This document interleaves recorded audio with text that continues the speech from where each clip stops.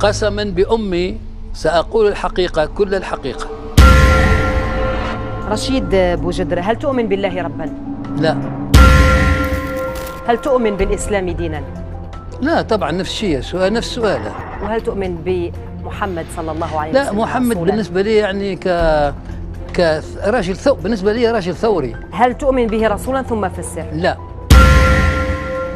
هل هناك ملحدين يعني تتعامل معهم جزائريين لا يشهرون إلحادهم؟ موجود بكثير يعني. قلت لك أن كتاباتك جريئة وصريحة، قلت لي نعم أنا صريح وربي بلاني بالصراحة. إيه؟ من هو الرب اللي بلاك بالصراحة؟ قل الحمد لله، قل الحمد لله، لكن لا تقول لا إله إلا الله. لا. شهادة يعني هذا لا الشهادة تقال عند الموت تقريبا. هل ستقولها عند الموت؟ لا لست أدري. يعني أنا وزرت علي بن فليس. أنت وزرته؟ أنا وزرته ووزته.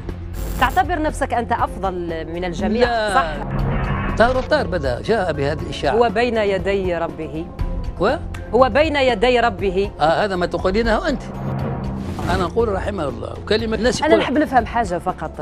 من هو الله الذي تؤمن به؟ يتهمونك بنقص تعوضه بكتابتك عن الجنس، ما ردك؟ نقص؟ ما هو النقص؟ فأنت شخص لم يدخل المقبرة في حياته. نعم. لم يتبع حتى جنازة والدته. نعم. هل أنت مع حرية التعري في اللباس؟ نعم. لمن تقول يا رجل لا تخجل من شيوعياتك؟ لو لم تكن ملحدا ماذا كنت؟ البوذية تبهرني كثيرا. البوذية بوذية مسالمة.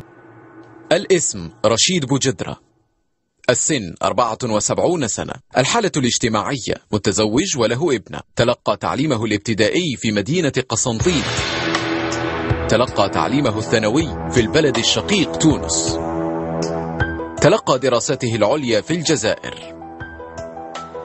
نال شهادة التبريز في الرياضيات والفلسفة في باريس من جامعة السوربون، انضم إلى جيش التحرير الوطني في الولاية الثانية عام 1959. أقام في باريس منذ العام 1969 إلى 1972، ثم بالرباط من 1972 إلى 1974، وهو العام الذي رجع فيه إلى أرض الوطن. نشر له أول نص في 1965، ونشرت روايته الأولى في عام 1969. نشر له لحد الساعة 30 رواية، 3 مجموعات شعرية، 13 سيناريوهات أفلام، ونص مسرحي.